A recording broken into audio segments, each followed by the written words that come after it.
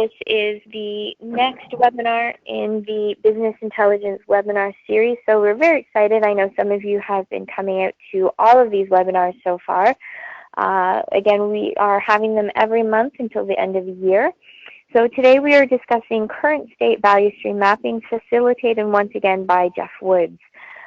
Just to give you a little background information on EZSigma, for those of you that aren't familiar with us, we have been around since the year 2000, well established here in Canada. We are actually the first organization to develop and deliver 100% Canadian Lean Six Sigma training.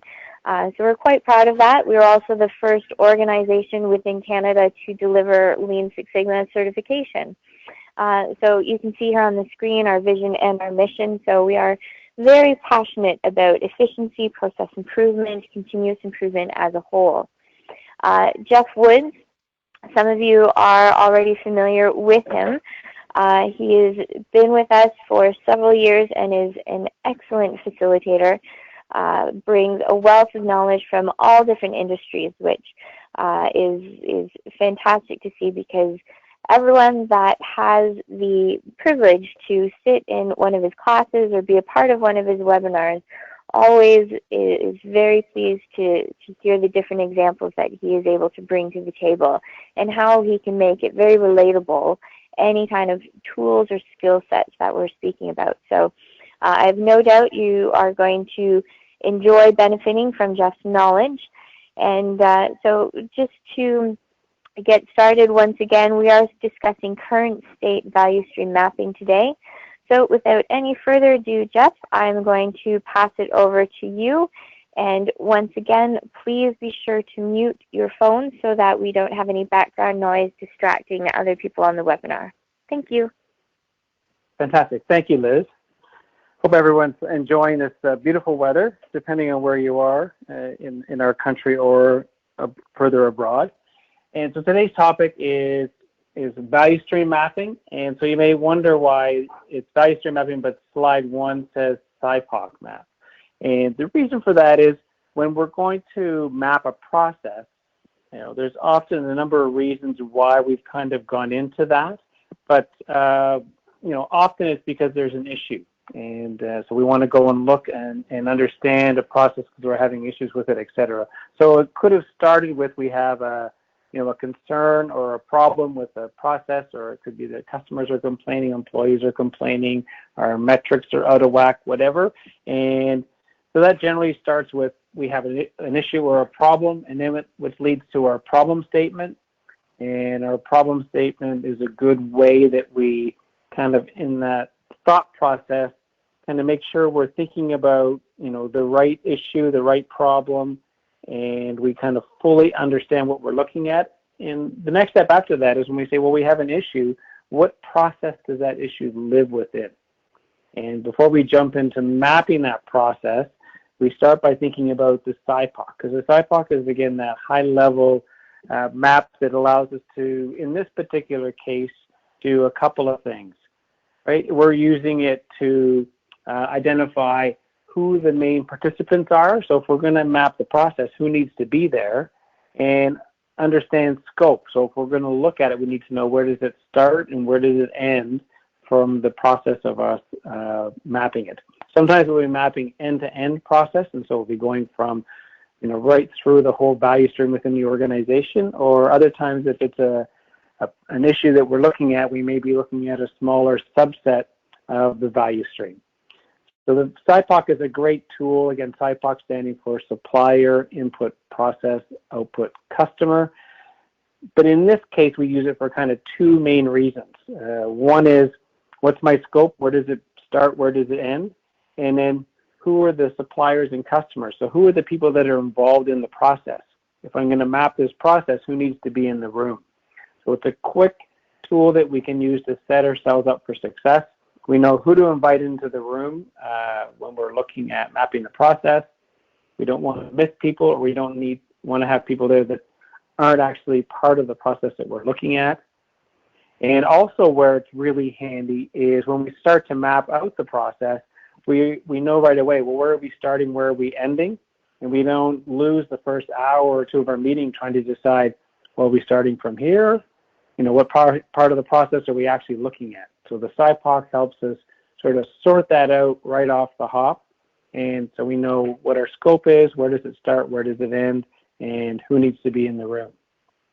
Again, so from this perspective, if it's a project, then early in that define stage, we're pulling that SIPOC out and we're using it. So it helps us right in the very beginning. Often, whoever the person is that's managing that problem or that project is in context or in discussion with their champion, and they're looking at, here's the issue. The SIPOC lets us know, well, what part of the issue are we looking at? And then we can move into more of a value stream mapping exercise. So that SIPOC is a really good jumping off place for a number of different reasons or a number of different tools. In this particular case, it's an excellent jump off to our value stream map. Again, just a quick conceptual view of a SIPOC. Typically, when you're putting it together, you start at that process in the middle and think about what's the trigger that starts the process, and what's the end output that comes out of the process, and so we get our beginning and end. Who supplies that input into it, or what's the input into the process and who supplies it. That allows us to know what the trigger is that begins it, and then that output, who gets it, and so that allows us to know where it ends in the end of the process. And then we fill in the other columns around other inputs and outputs. In this particular case, we're more interested in who the players are than making sure we get all of the outputs and inputs, but that can help us as we go through it. So taking a look here, we have a quick overview of what SIPOC can look like. Again, we have the key steps in the process. They're just those high-level big steps. They're big chunks in the process. What are the inputs and outputs, and who are those customers and suppliers? And again, that really helps us know who needs to be in the room. And an important piece of that is, to have that initial supplier in the room, because they're the ones that kick it off, and that customer at the other end. If we understand whether it's an internal or external process or customer, if we understand and have them in the room, then that can help us realize whether or not there's opportunity to augment what we deliver and what we get in between in the process. So this kind of sets us up for success in the SIPOC, and as you can see here, we can take those steps, and often what I'll do is I'll start by taking those high-level steps in the SIPOC, and that becomes the first row in creating that value stream map. So you've got your wall with the big piece of brown paper on it. Across the top, you now know your beginning and your end and what those big steps are in the middle. And it gives you a really good grounding and a place to start as you start to fill out, what are the other steps we need to be putting in, and what other information do we need to know about the value stream map. So that SIPOC is a really handy tool to kind of set yourself up for success to get started. Another thing to be thinking about is narrowing the scope when we're looking at processes across the organization. There's often a number of different nuances around that. So what we want to do is if we're going to map it, as much as possible, narrow the scope of what are we looking at? What kind of customer, what circumstance as we're mapping it across.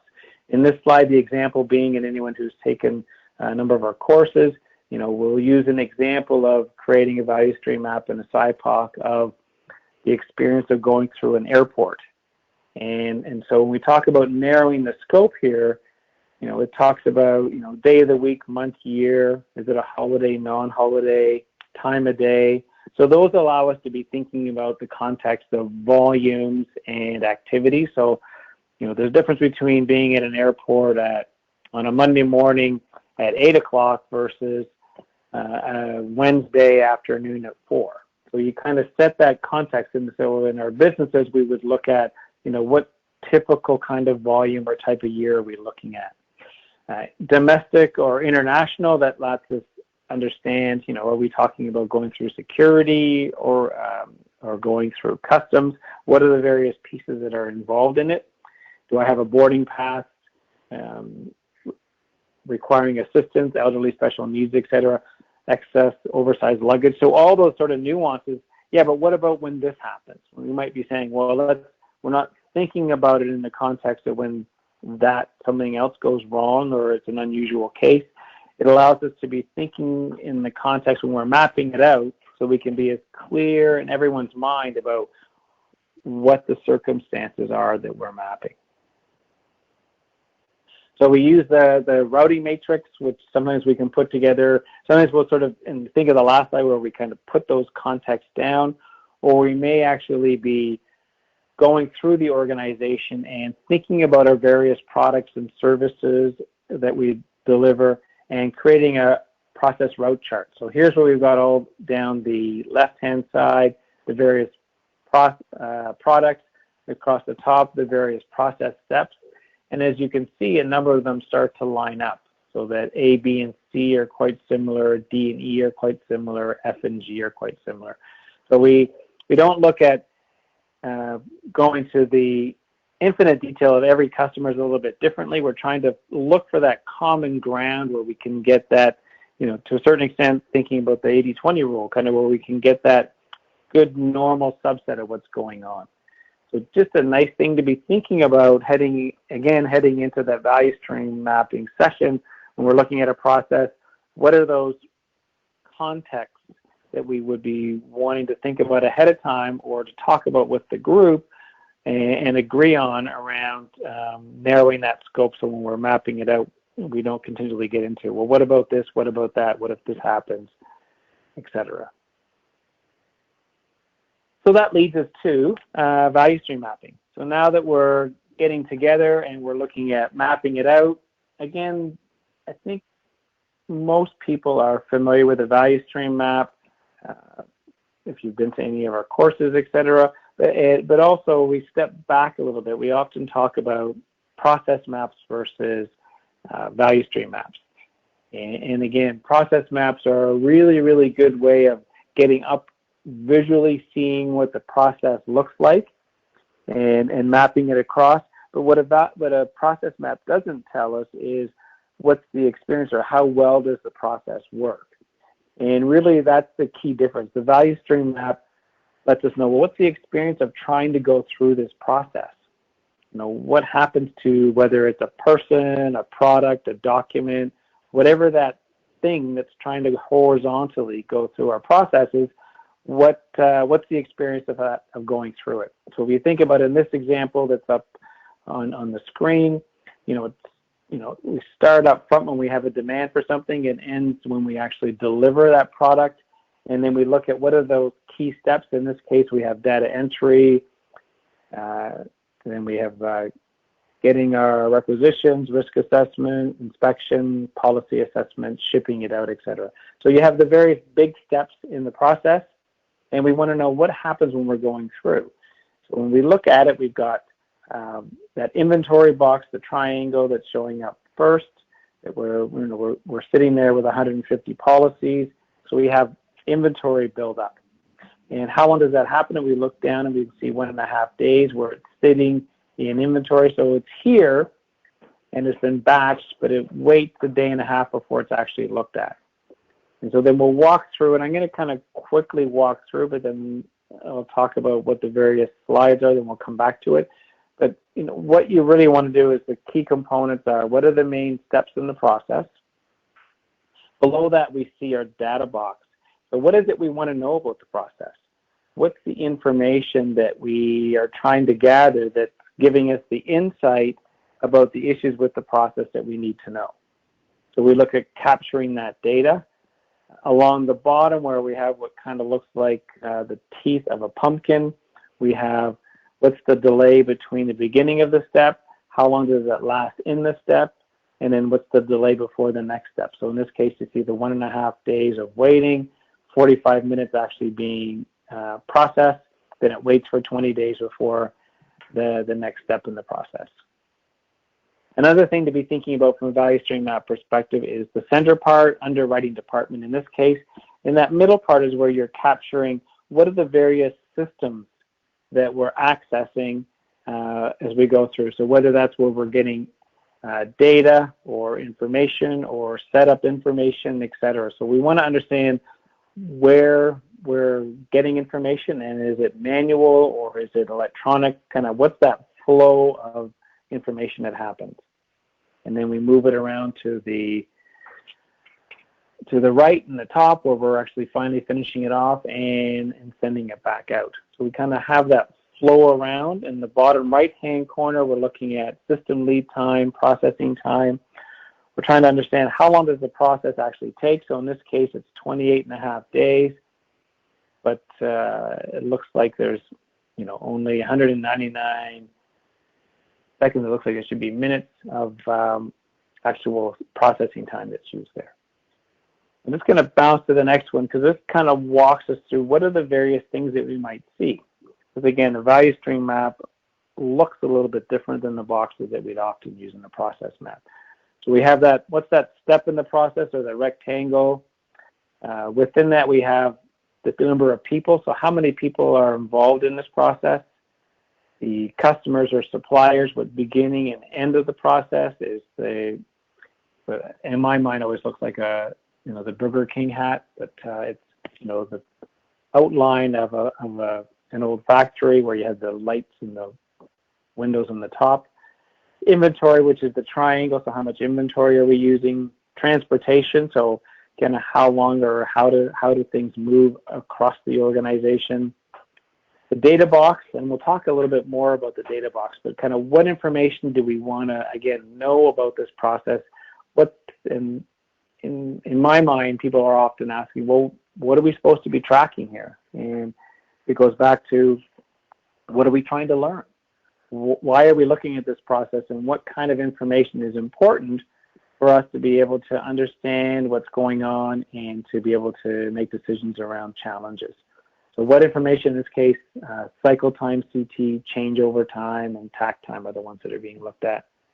And then we have our value add, non-value add time. Within it, often at the high level, we kind of think about whatever's going on in that step in the process is value add, and then the weighting is non-value add.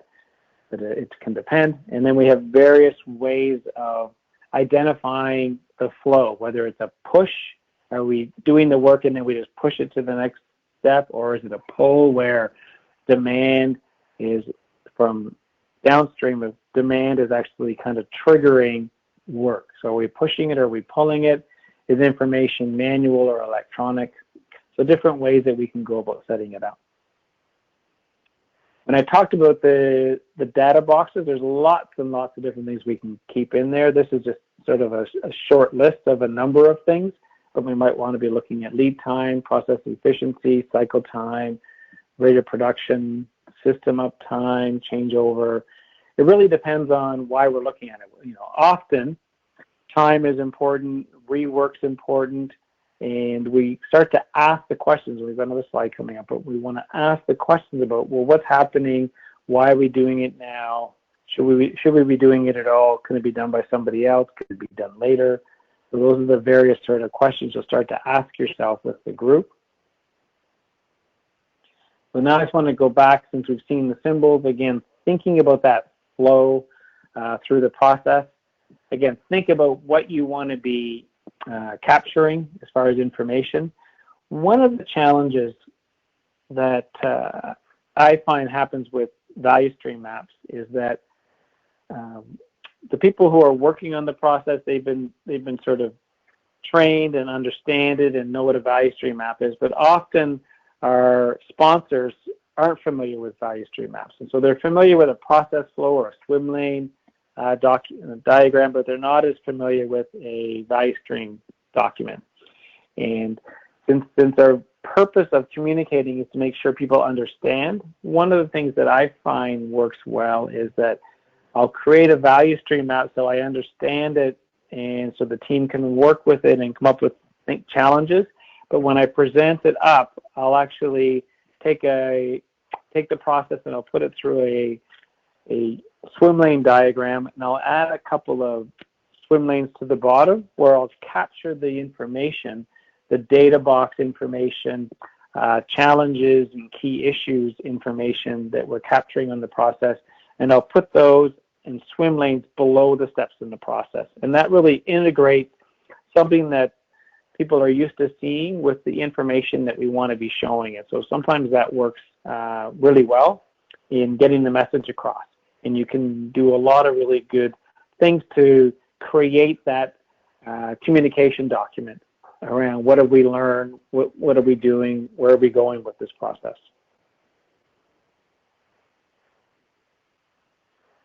Again, when we're mapping it, we've got the famous brown paper. You can get rolls of white paper now, but not important. But yeah, you really want to put it out on the board. If we look at the picture here, you've got all of the Post-it notes. Fantastic. 3M did us a great favor when they created the glue that wouldn't stick. And it really helps when you're mapping it out. You want to really start with those Post-it notes. And that allows us to move things around when we realize, oh yeah, something else happens, and we can move them around, move them to different spots within it. If we think to the example, it says walk the process, build the map. And really what you want to do is go to the Gemba, right? And Gemba being go to where the action is, go to where the work takes place. You really want to identify and see what's going on when you're going to map that process. And it really helps to go and spend a bit of time ahead of time as the facilitator or as the team. Often what I'll do is I'll bring the team in if they're the ones that are mapping it, and we'll kind of put it up on the board, and then we'll go back and we'll look at the process and then come back and make changes to it. So that because particularly if it's their first time through and we're really explaining the tool and the idea of mapping the process, then we really want to get that first step down on paper before they go back with a critical eye and think about, yeah, what do I do? Well, that's right, I do this next. And so it allows them to kind of get that greater set of detail. But the key being that you want to make sure that you're actually going and seeing what's really happening. So add that step of go to the Gemba, go and see your process in action. When you're mapping the process, you can see in this example across the bottom where you've got like the pink or red Post-it notes where you're capturing pain points, right? So what are the issues that we're finding? Whether it's non-standard work process. I mean, often what I'll find is that, you'll ask what the next step in the process is, and there's 4 people who do it, and they all have a different answer. Oh, I do this next. No, I do that next. And so you realize that, one of the potential challenges is that we have a non-standard process. And so that people are doing it differently. Are our outcomes different? So that when it gets to the next step in the process where people are gathering potentially information from a whole bunch of different sources, is one of their challenges searching and trying to understand what's in each document, because we don't have a standard way of how we either create it or present it, etc. So you're capturing along the bottom all of the various pain points. Could be rework. You may ask people, well, how long does it take? And they'll say, well, that depends. Well, what do you mean? If it comes in right, it takes me half an hour. If it comes in incorrectly, or if I'm missing information, then I've got to go back and get that. And so it can take a couple of days of lost time and potentially a couple of hours of effort.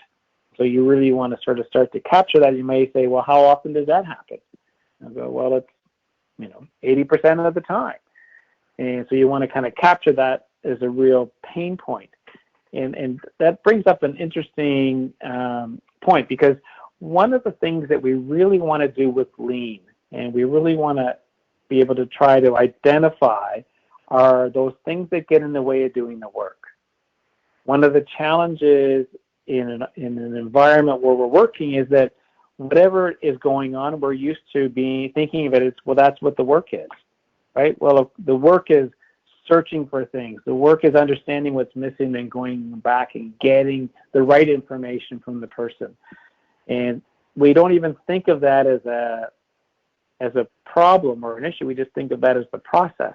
So what we're really trying to do is step back and think about, from a value add, what's the purpose of the process? Think back to the 5 principles of Lean. What's the purpose of this process, and what's going on at each step in the process, and identifying those things that are making it difficult to get the job done. The work is doing the work. what are all those things that get in the way of doing the work? And that's what we're really trying to pull out from this value stream map. We're trying to understand, do we have the right flow? What, are we pushing things, or where do we have roadblocks? Where do we have, delays in the process and waiting in the process? So that's what we're really trying to get to. So we think about that, and we look at this next slide. Once you have mapped it out, you can go back and look at every single step in that process. You can take it through the 8 lenses of how I like to think about the processes, or the 8 wastes, but think about the 8 lenses of the things that get in the way of doing the work. So at each step in the process, do we have any waiting that goes on here? Is there any excess transportation or handling? Is there any over-processing? Is there any useless or excessive or difficult motion? Are there any defective units? Do we have any rework that goes on here? Do we have an oversupply of inventory? Are we producing more than we need? Are we using our people effectively? We have people, ideally, we have our staff working in that top quadrant of their skills, knowledge, and capabilities. And we want to make, that's where we want to see them engaged. And also, are we engaging them actively in an environment where we're pulling out ideas from them about how to make things better? So at each step in the process, and what you can, when I've done a number of times, is when you've mapped that process out, you can actually hang a sheet with the 8 lenses on them and kind of have people go through and tick off kind of, oh yeah, of course there's waiting here. Oh yes, there's lots of rework that goes on here. And then you can have Post-it notes or whatever to collect some extra data. So really at each step in that process, you're identifying those things that are getting in the way of doing the work. And that's really a lot of that sort of change in thought that we're trying to instill, is people getting away from just thinking that's the job, and often we do it because that's what we're told to do, right? We may think it's silly, but that's what our SOP says or whatever. So we really want to step back and get some critical thinking around what is it we're trying to do, and what are the pain points, and what's disrupting flow in the process. Right? Do we have it set up that we can actually have it go across, or are we having lots of batching and different things that are slowing it down? What's the experience of the customer? So always kind of anchoring it around the voice of the customer. What is it that they're looking for, and are we meeting their needs? Another thing to be thinking about in regards to flow, what's the tack time of the process? Again, how much do we need to be delivering versus how much time we have to deliver it? Lets us know how quickly we need to be pushing that process through, right? And really understanding it. There's a lot of nuances around, understanding tack time, but it's at a high level, it's a fairly simple process, right? How much available time do I have in the day versus how many things do I need to get done? The key thing to that available time is that we're only looking at the time we have to work on it, not the fact that, well, I'm there for 8 hours, so I must have 8 hours to work on it. I need to subtract out all of the time I'm working on other things or in meetings or lunch or different things that take me away from getting that work done. So let's kind of map and understand if we want to have flow through the organization, what's that tack time need to be? And that nicely leads into, when we look at those process steps and we start to understand how long that they're taking, we can start to visualize and layer over the process cycle times, each step in the process, to our tack time. And that's going to identify, areas that we're going to have, build up in inventory and a number of other things that are happening to us. And also, if we're looking at improvement, we want to look at those steps in the process that are higher than the tack time, because that's where, if we can make a change, that's really going to influence the customer. Whereas if we simply were improving step A, for example, that's not really going to have an impact on the customer.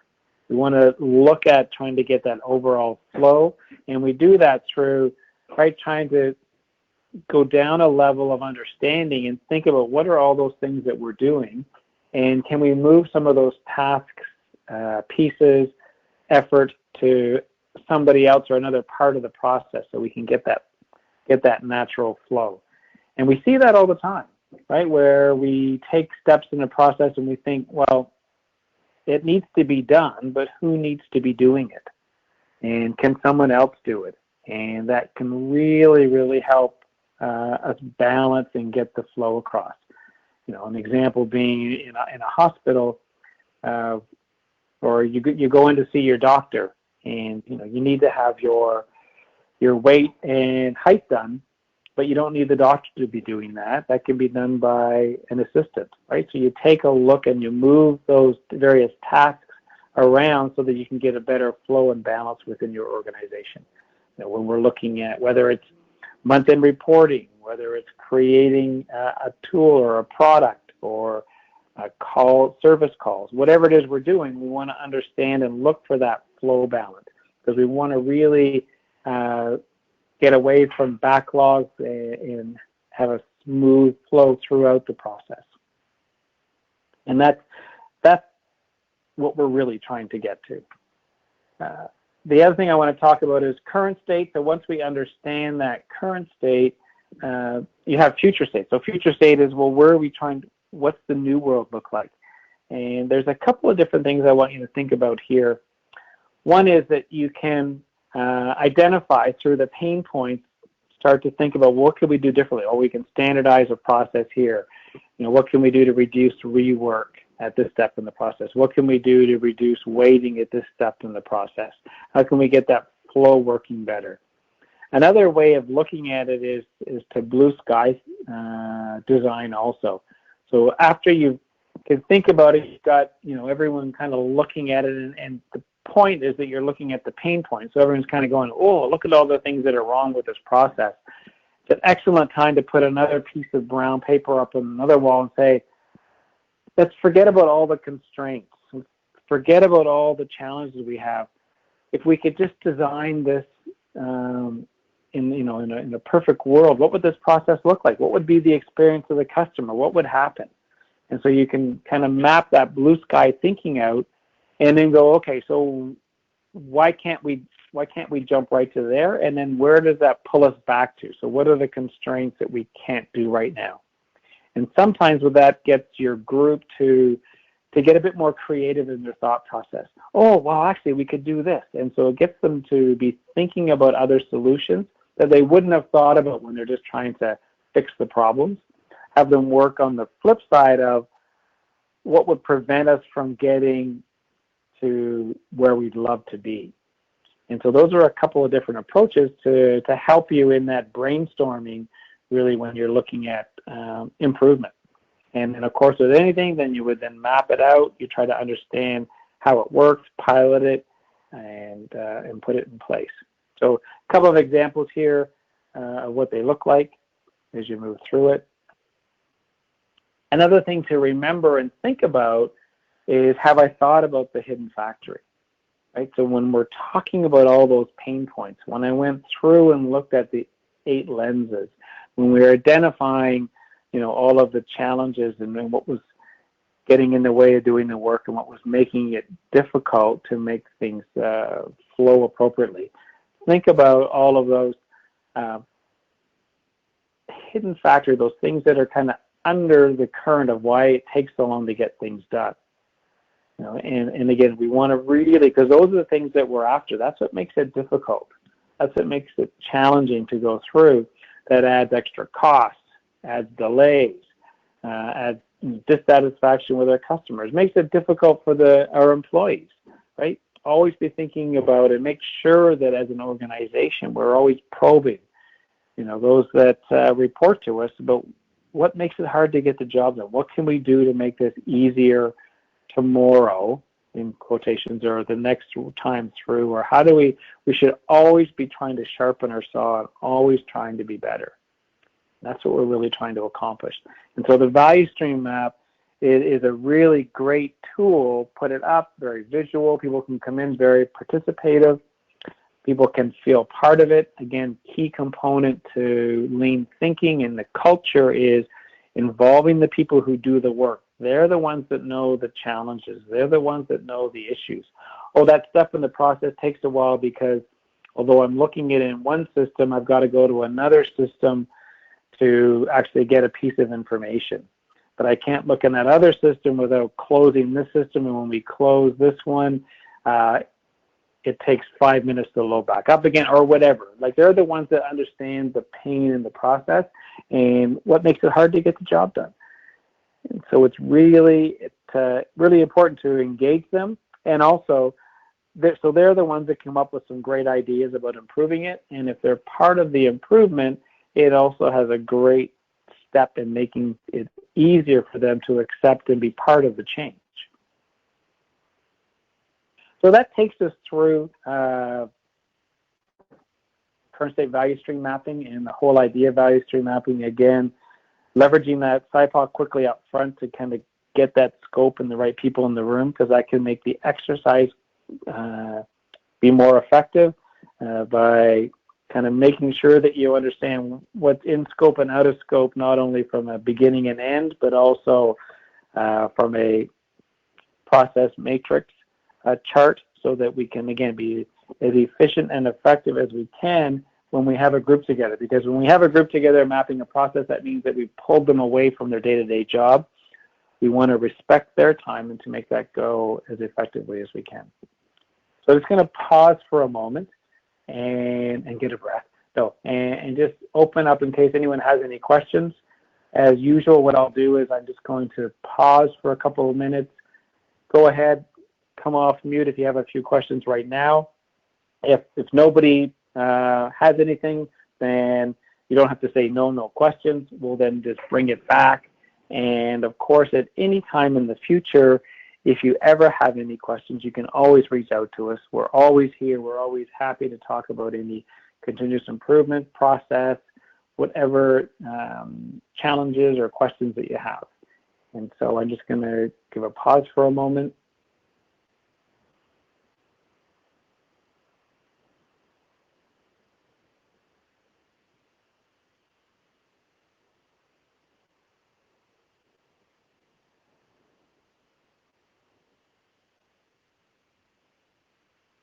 Okay, well, thank you, Jeff, very much for this webinar today. Very informative, and some of you may still be considering all the information that we covered. So we just wanted to let you know as well about some of the other programs that we do offer. EZSigma has a continuing education open enrollment program that is getting started this fall. It is blended, therefore there is some e-learning that we give to the participants as a bit of pre-work in September, and then the in-class portion begins in October. We also offer training, consulting, coaching, project management on site.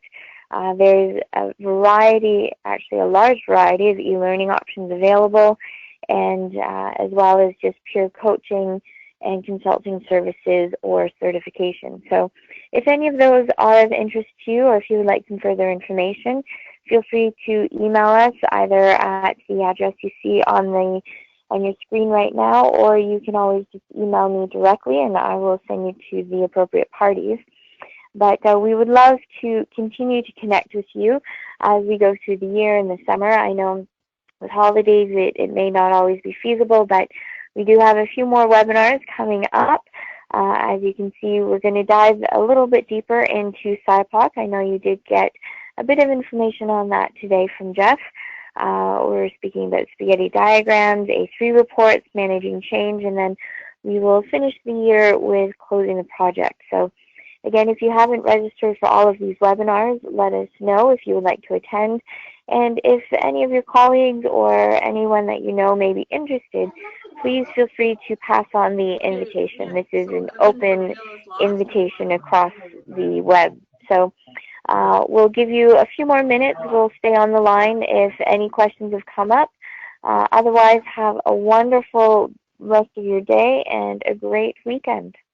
Thank you. Thanks, Liz. And again, want to remind everyone, if you're working on a project or having meetings at work and ever have any questions or challenges, please reach out at any time.